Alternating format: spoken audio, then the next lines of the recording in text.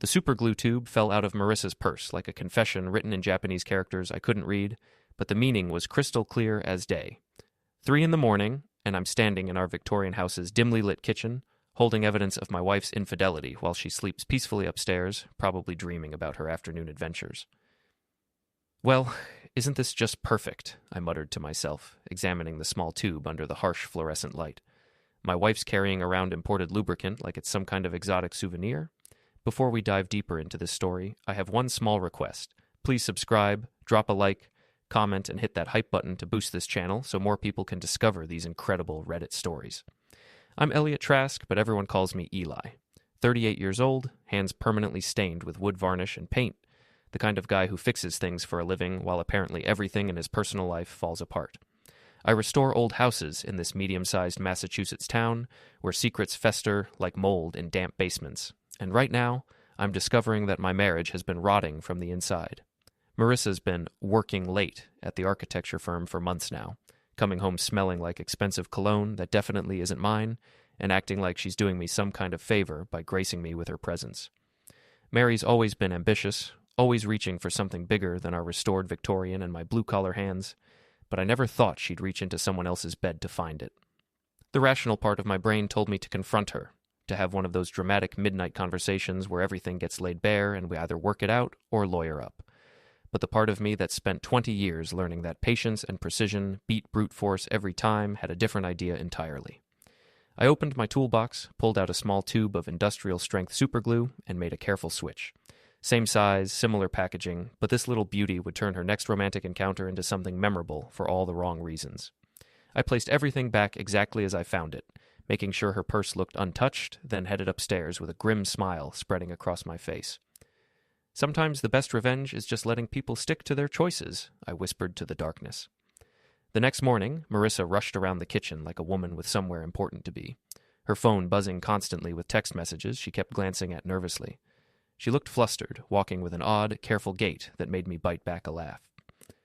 "Everything all right, honey?" I asked innocently, sipping my coffee and watching her over the rim of my mug. "Fine, just fine," she snapped, then caught herself and forced a smile. "Just some complications at work. You know how it is." Her phone buzzed again, and I caught a glimpse of the name. Sierra. Her best friend, the kind of socialite who treats other people's drama like entertainment and probably knows every detail of whatever mess my wife has gotten herself into. "I have to go," Marissa said, grabbing her purse and heading for the door.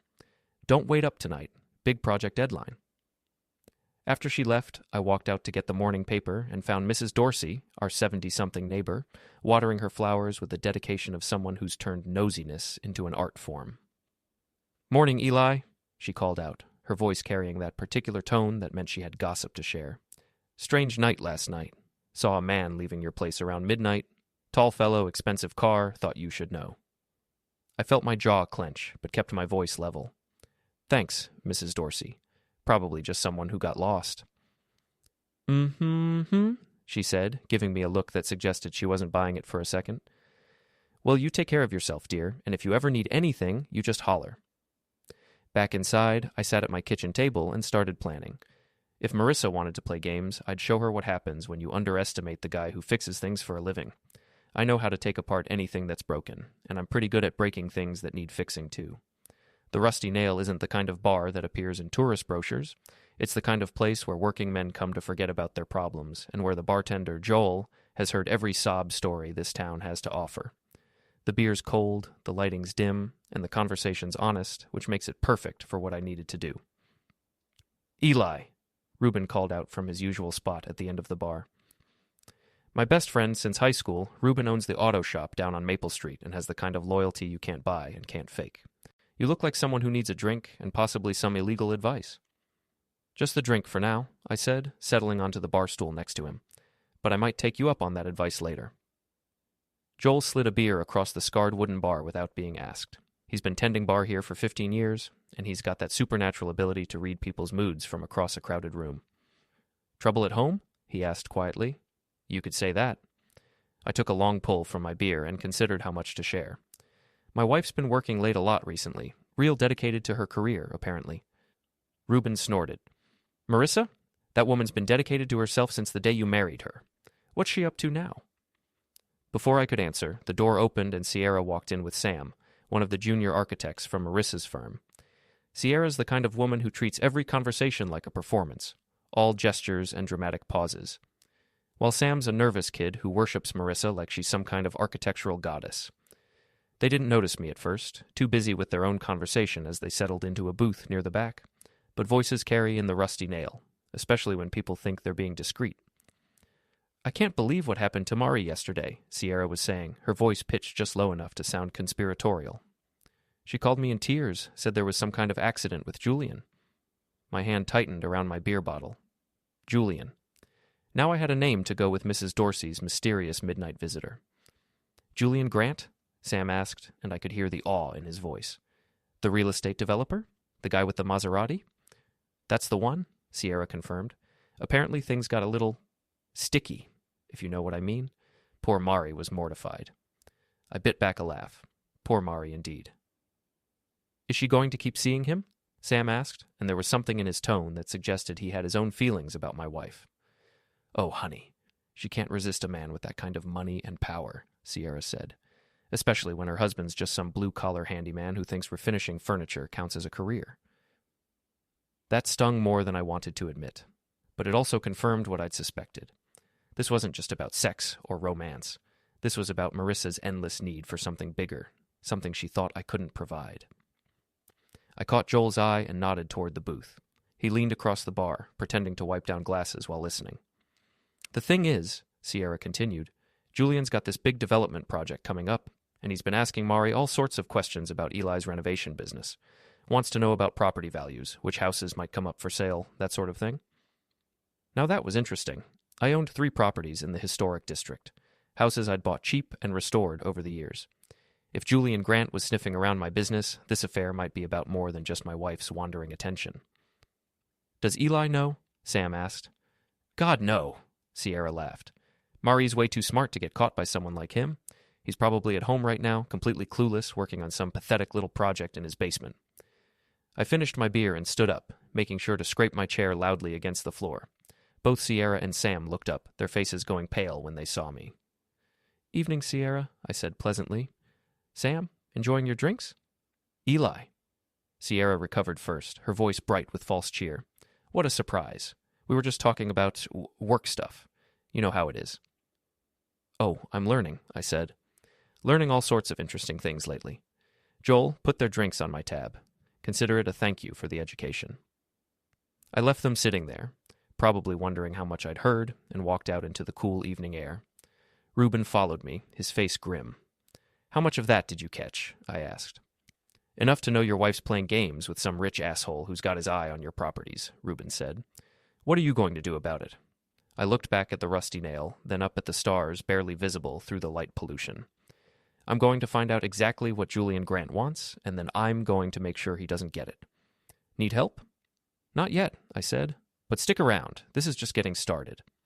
Finding Julian Grant's address took exactly one Google search and a quick look at the town's property records. The man lived in Riverside Towers, the most expensive apartment complex in town, complete with underground parking and the kind of security that's designed to keep out people like me. Fortunately, I'm not just any people. 20 years of renovation work teaches you things about buildings that most people never consider, like the fact that every security system has blind spots and every locked door has a weakness if you know where to look. It was 2 a.m. when I slipped into the underground garage, my toolbox in hand and my conscience remarkably clear. Julian's Maserati sat in its designated spot like a red metal monument to everything my wife apparently found irresistible. Sleek, expensive, and completely impractical for New England winters, just like the man who drove it. "Let's see how much you love attention," I murmured, opening my toolbox and getting to work. I started with the superglue, applying it strategically to the door handles, the gas cap, and the driver's side window. Then came the glitter, fine automotive-grade glitter that I'd bought for a client's custom paint job but never used. Mixed with a clear adhesive spray, it would stick to everything and catch every ray of light like a disco ball on wheels. The final touch was Julian's own monogrammed cufflink, which I'd lifted from his apartment's mailbox area earlier that evening. I glued it prominently to the hood, right where he couldn't miss it, a calling card that would let him know this wasn't random vandalism. "A little sparkle for your next chase, Casanova," I said, stepping back to admire my work. The next morning, I made sure to be at the coffee shop across from Riverside Towers when Julian discovered his redecorated car. Even from a distance, I could see him gesturing wildly at the building's security guard, his face red with anger as he tried unsuccessfully to open his glitter-bombed vehicle. My phone rang just as Julian started making what appeared to be very heated phone calls. "Eli?" Marissa's voice was tight with stress. "Are you at home?" "Just grabbing coffee before work," I said innocently. "Why?" Someone vandalized Julian's car last night, covered it in glue and glitter. It's going to cost thousands to fix." "Julian?" I asked, as if I'd never heard the name before. "Who's Julian?" There was a pause, and I could practically hear her scrambling for an explanation. He's a client. A developer who's working with our firm on a big project. This is terrible for business, Eli. What if people think our clients aren't safe in this town?" "Sounds like someone with a grudge," I said, watching Julian kick his sparkly tire in frustration. "Or maybe just kids playing pranks. You know how it is around here." "This wasn't kids," Marissa said grimly. "This was personal, professional. Someone who knew exactly what they were doing." "Well, I hope your client figures it out," I said. "I've got to get to work. Mrs. Patterson wants her kitchen cabinets finished by Friday." After I hung up, I sat in my truck and watched Julian for another 10 minutes. He'd managed to get one door open and was standing there covered in glitter, talking on his phone with the kind of animated gestures that suggested he was either calling his insurance company or someone he expected to solve his problems through less legal means. That afternoon, I was sanding cabinet doors in Mrs. Patterson's kitchen when Sam from Marissa's firm showed up at the front door. Mrs. Patterson let him in, clearly flustered by the unexpected visitor. "Mr. Trask." Sam looked nervous, his hands shaking slightly as he approached. "I need to ask you some questions." "About what?" I kept sanding, not bothering to look up. "About where you were last night, between midnight and 3 a.m. Now I did look up, making sure my expression showed just the right amount of confusion and irritation. "I was at home, asleep, same place I am every night. Why?" "Someone vandalized Julian Grant's car," Sam said, trying to sound official and failing. "And there are people who think you might have had something to do with it." "Julian Grant?" I repeated, still playing dumb. "Never heard of him. And I don't vandalize cars, kid. I restore them." Sam's face flushed red. "Don't call me kid, and don't pretend you don't know what's going on. Everyone knows you've been asking questions, following people around." "Following people around?" I set down my sandpaper and gave Sam my full attention. "What people?" "You know what people," he said, but his voice cracked slightly. "And if you think you can intimidate anyone, you're wrong. Julian Grant isn't the kind of man who lets things slide." I stood up slowly, using my full height advantage to loom over the nervous young architect. "Sam, right? Let me give you some free advice. When you're accusing someone of a crime, you should probably have some evidence. And when you're delivering threats, you should probably make sure you're tough enough to back them up." Sam took a step backward, his bravado evaporating. "This isn't over." "No," I agreed, smiling coldly. "I don't think it is." After he left, Mrs. Patterson peeked around the corner, her eyes wide with curiosity. "What was that all about, Eli?" "Just some confusion about a business matter," I said, picking up my sandpaper again. "Nothing to worry about." But as I went back to work, I was already planning my next move.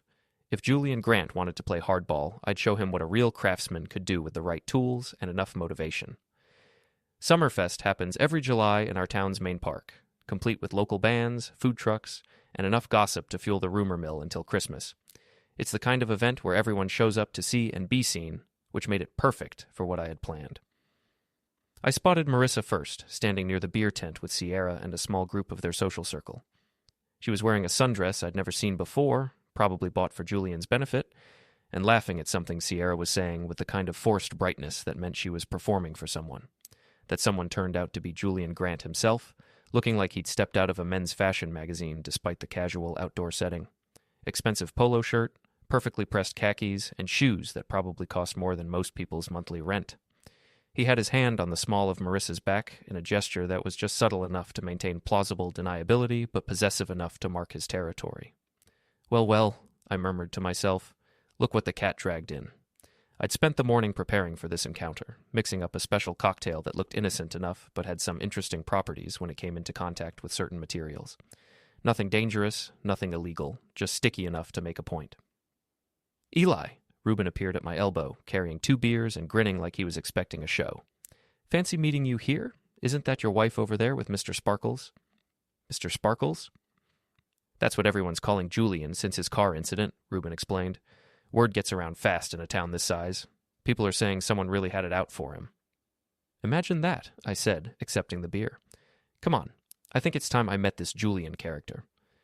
We made our way through the crowd, and I watched Marissa's face change as she spotted me approaching. The color drained from her cheeks, and she stepped slightly away from Julian, though not quickly enough to escape my notice. Marie, I called out cheerfully, raising my beer in greeting. There you are. I was wondering where you'd gotten to. Eli, she said weakly. I didn't know you were coming. Wouldn't miss it, I said, then turned to Julian with my most innocent smile. And you must be Julian. I've heard so much about you. Julian's handshake was firm and aggressive, the kind meant to establish dominance from the first contact. All good things, I hope. Oh, absolutely, I said. Mari tells me you're in real estate development. Must be exciting work, all that buying and selling, figuring out what properties are worth investing in. Something flickered in Julian's eyes, a wariness that confirmed my suspicions about his interest in my business. It has its moments. I bet it does, I said, especially when you find properties that are undervalued. You know, places where the current owner might not realize what they're sitting on. Eli, Marissa interrupted, her voice tight with warning. Julian and I were just discussing the band. They're really quite good. Oh, I'm sure you two have lots to discuss, I said, then pretended to stumble slightly, sending my carefully prepared cocktail splashing directly onto Julian's expensive khakis. The reaction was immediate and spectacular. The sticky mixture spread across the fabric, and when Julian tried to brush it away, his hands came away covered in the same substance. Within seconds, his shirt was sticking to his skin, his hands were sticking to everything he touched, and he was attracting every piece of lint and debris in a 10-foot radius. Oh, God, I'm so sorry, I exclaimed, making a show of trying to help while actually making things worse. Let me get you some napkins. Don't touch me, Julian snapped, but it was too late. The damage was done, and a small crowd was starting to gather, drawn by the commotion and the sight of the town's most eligible bachelor covered in sticky cocktail and looking increasingly desperate. What is that stuff? Sierra asked, wrinkling her nose as the smell hit her. Just a little something I mixed up, I said innocently. Rum, fruit juice, and a few secret ingredients. Family recipe. Julian was trying to clean himself with napkins that immediately stuck to his hands, making the situation worse with every attempt. His face was red with embarrassment and anger, and I could see him struggling to maintain his composure in front of the growing audience. This is ridiculous, he muttered, finally giving up and glaring at me. You did this on purpose. Did what on purpose? I asked, my voice full of confused innocence. Had an accident? Trust me, if I wanted to embarrass you on purpose, I'd have to be a lot more creative than spilling a drink. The crowd was starting to murmur now, and I caught fragments of conversation that told me the story was already spreading. Someone mentioned Julian's car, someone else brought up the mysterious vandalism, and suddenly people were connecting dots that painted a very interesting picture. I think we should go, Marissa said quickly, grabbing Julian's sticky arm and immediately regretting it as her hand became trapped against his shirt. Excellent idea, I agreed. Julian, it was a pleasure meeting you. I do hope we'll have a chance to talk again soon, maybe somewhere more private where we can really get to know each other. The threat in my voice was subtle but unmistakable, and Julian's eyes narrowed as he finally understood that this wasn't just bad luck or clumsiness. This was a declaration of war. Count on it, he said quietly, then stalked away with Marissa in tow, leaving a trail of sticky footprints and whispered speculation in their wake. Reuben whistled low. That was beautiful, man. Absolutely beautiful. But you know he's going to come after you now, right?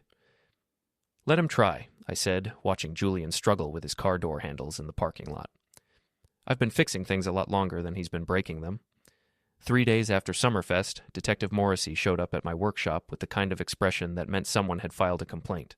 He's a decent cop, the kind who actually investigates before making arrests, which probably saved Julian Grant from making an even bigger fool of himself. Eli, Morrissey said, settling his bulk onto one of my workbenches. We need to talk. About what? I kept working on the cabinet I was refinishing, not looking up. About Julian Grant's car, about what happened at Summerfest, about some missing blueprints from the architecture firm where your wife works. That last one was news to me, but I kept my expression neutral. Sounds like Julian's having a rough week? He seems to think you're responsible for his problems, Morrissey said. Says you've been harassing him, stalking him, vandalizing his property. That's a serious accusation, I said, finally looking up. I hope he has some evidence to back it up. That's the thing, Morrissey said, pulling out a small notebook.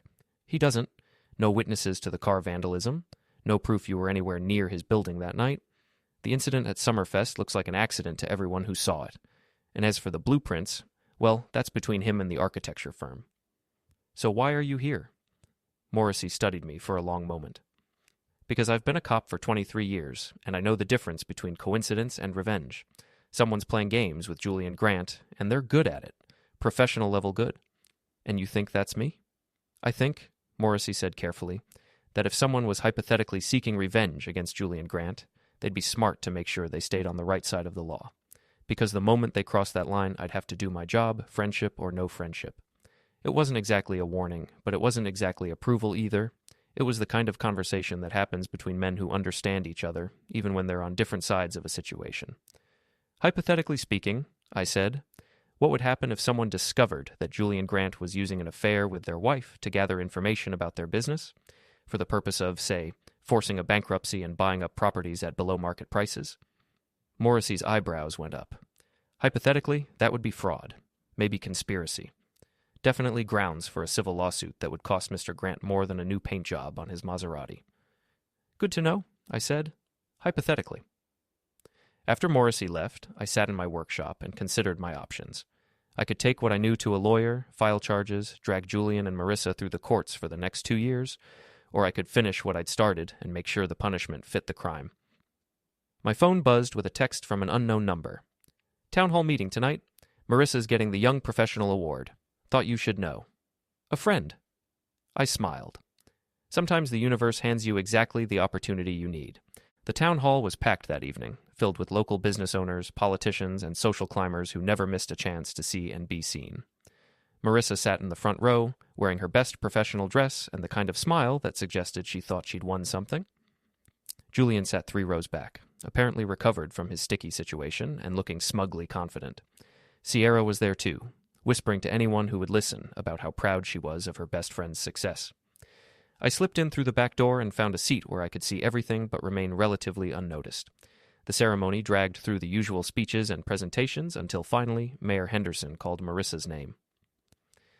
This year's Young Professional Award goes to Marissa Trask for her outstanding work in architectural design and her contributions to our community's development projects.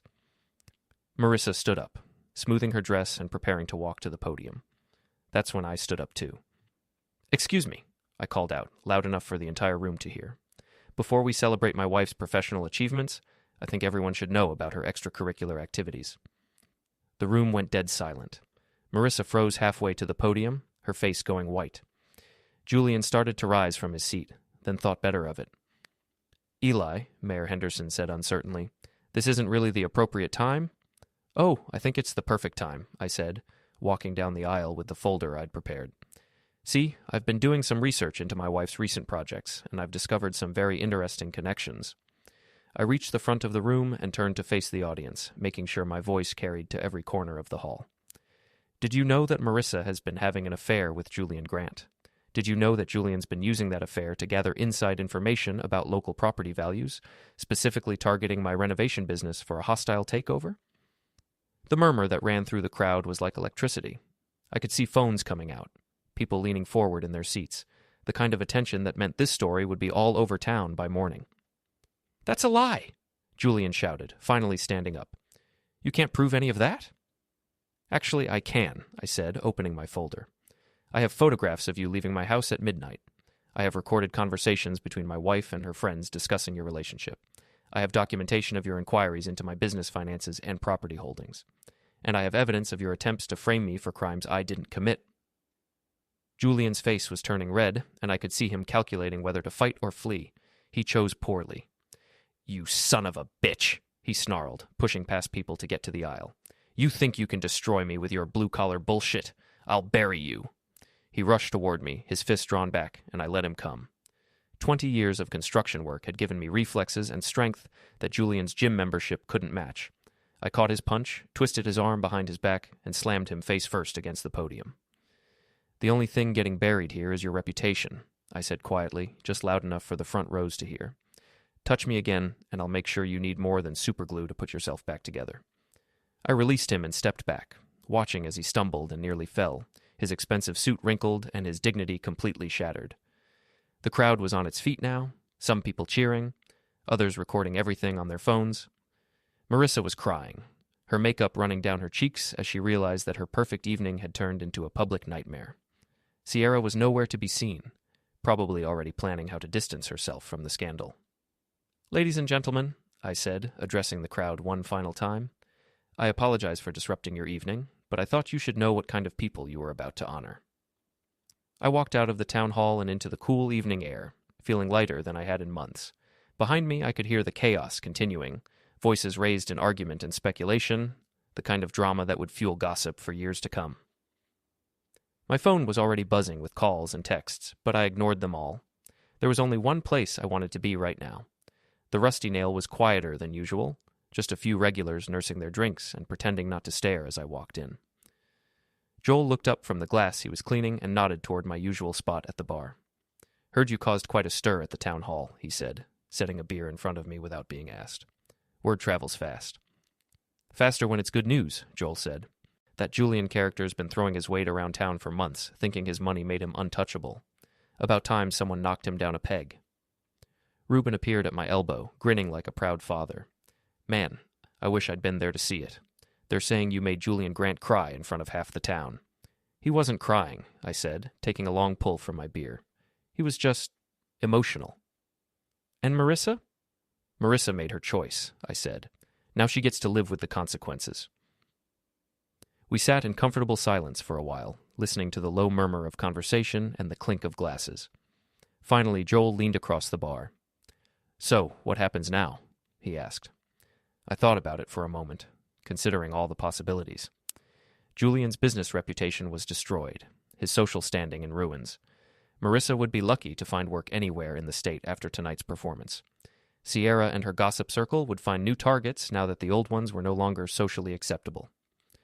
"Now," I said, raising my glass to the room, "I go back to fixing things, starting with my own life." The regulars raised their glasses in response, and for the first time in months, I felt like I was exactly where I belonged. Julian Grant had wanted to play games with a simple contractor, thinking his money and connections made him untouchable. He'd learned the hard way that some things can't be bought, and some people can't be intimidated. Marissa had wanted something bigger than what we had, something more exciting than a blue-collar husband who worked with his hands.